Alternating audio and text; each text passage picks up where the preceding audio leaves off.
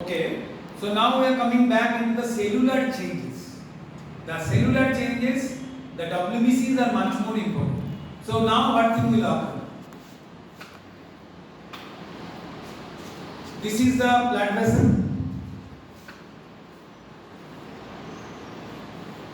Now the WBCs, they first will come into the contact of the endothelial cells.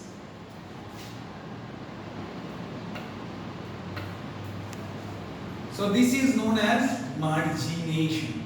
So now they are pushed towards the margination.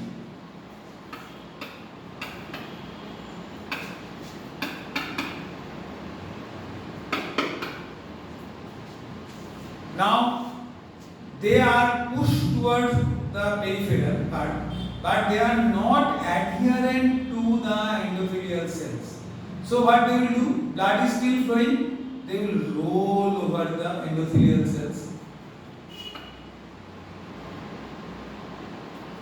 So it will roll over the endothelial cells and will go forward. So that is known as rolling.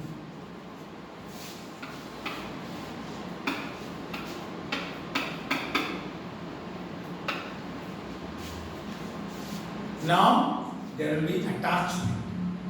Now the endothelial cells also senses that there is a change, there is an injury. So I have to send those cells outside. So they become sticky. They will liberate some substances which are known as receptors, which will come into the surface, and those receptors will join with specific receptors of neutrophils. There are selective receptors. There are integrin receptors. You may not require to remember their name, but remember these things, that as a result of margination and rolling, and also the inflammatory mediators, the WBCs, they will become sticky. The endothelial cells, they will become sticky. So adhere. So there will be attachment of the WBC to the endothelial cells. Attachment.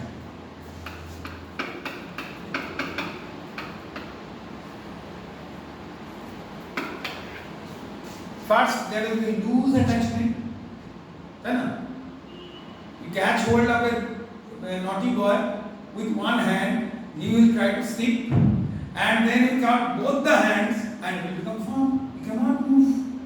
So first there will be some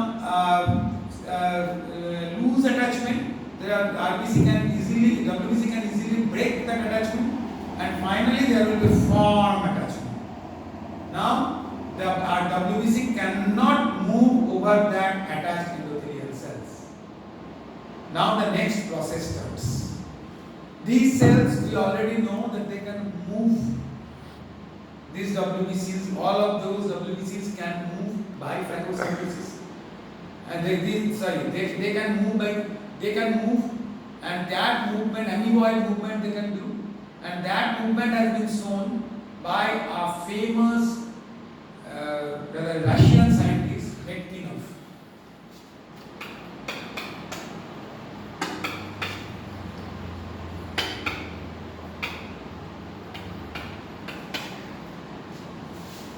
And he saw that they have the power of movement and power of engulfing other substances, which is known as phagocytosis. So first there will be rolling, then there will be margination, then there will be rolling, then there will be attachment. Now these cells will do phagocytosis. So first step of phagocytosis is chemotaxis.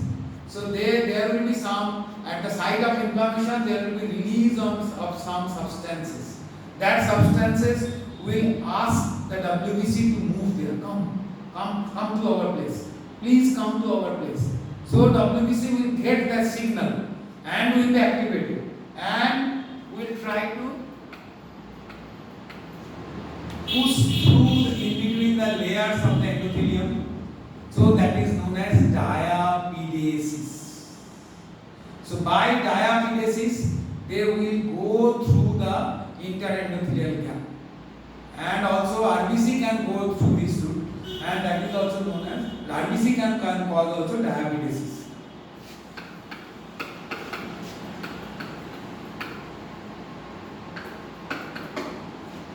Now the neutrophils or the other cells, they will reach the space outside the blood vessels, so extravascular space. They are reaching here. Now the chemotactic agents, they will draw these cells towards the site of injury. So now they will do a amoeboid movement and go towards the site. Where is the injury? Where is the injury? আমরা রাস্তায় দেখি না একটা accident হলে হুড় করে লোক ছুটে এই কোথায় অ্যাক্সিডেন্ট হয়েছে কোথায় অ্যাক্সিডেন্ট হয়েছে রাস্তায় অ্যাক্সিডেন্ট হয়েছে the same thing will occur with them. They are the rather they are the local small gangsters.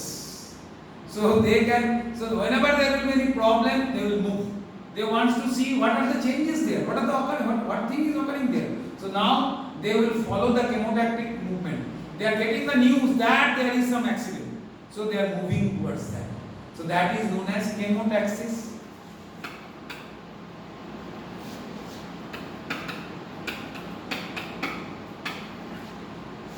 And now when they will reach there, they will see, oh, that bacteria is causing that problem.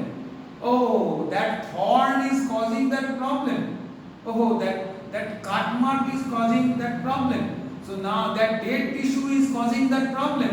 So now they will take that bacteria, they will take that dead tissue within their cell. That is known as phagocytosis.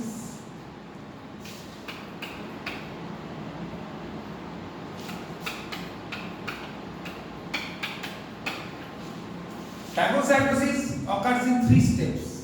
First, the WBC will recognize that this is the culprit. So that these bacteria is the culprit, they must recognize.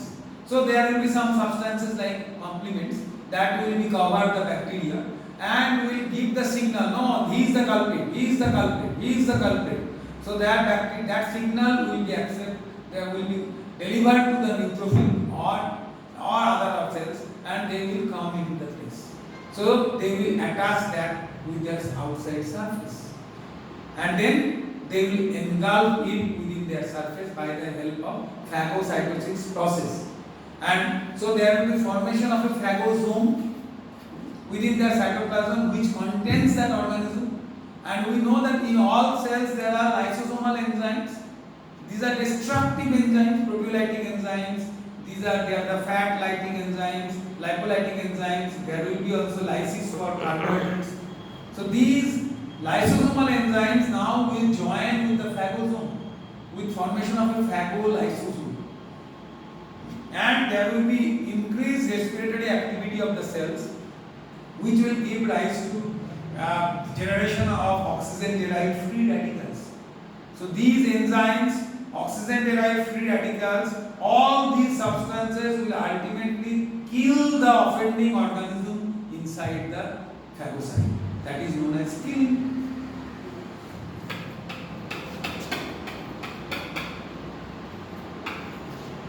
And whenever it is killed, whenever the organisms are clear, then there will be no further impulse coming to this side.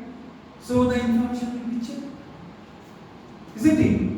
The etiological agent will causing sending the signals, come here, do all these things, and the same thing will occur with your cut.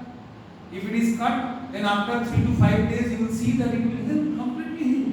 There is also a process of repair, but ultimately the red area, the swelling, the increased temperature, all will go in a period of 3 to 5 days, because all the lost tissue will be taken by the macrophages or the microphages, that is the neutrophils. So nothing is left there. So there will be no signal. So there will be no inflammation. So inflammation will occur in 2 mechanisms. One is the vascular phenomena. Another is the cellular phenomena. In vascular phenomena, one is the change in the caliber of the blood vessels, vasoconstriction, vasodilation, prolonged vasodilation. Another is the change in the permeability. Increase in the permeability will give rise to stasis and turbulence. And then there will be cellular events. The cells will go first, there will be margination, then there will be rolling, then there will be loose attachment, then there will be form attachment, then there will be diabetes, then there will be chemotaxis, then there will be phagocytosis. Phagocytosis also has 3 steps: recognition, engulfment and destruction.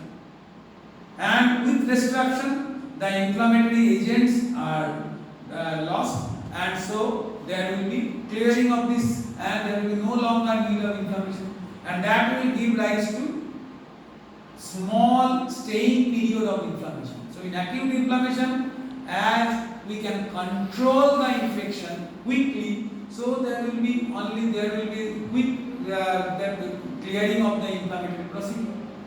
And if the invading organisms will be present for a prolonged period, suppose there is a thorn prick, it will remain for a prolonged period. So then this inflammation will change into chronic inflammation. That we will discuss in the next class. So in acute inflammation, again we are giving the cellular events and the vascular events, and there is also some small part left, that is the chemical mediators. That is a big chapter, but we will just give only the important points. But this basic mechanism you must understand very well. Okay? Thank you very much.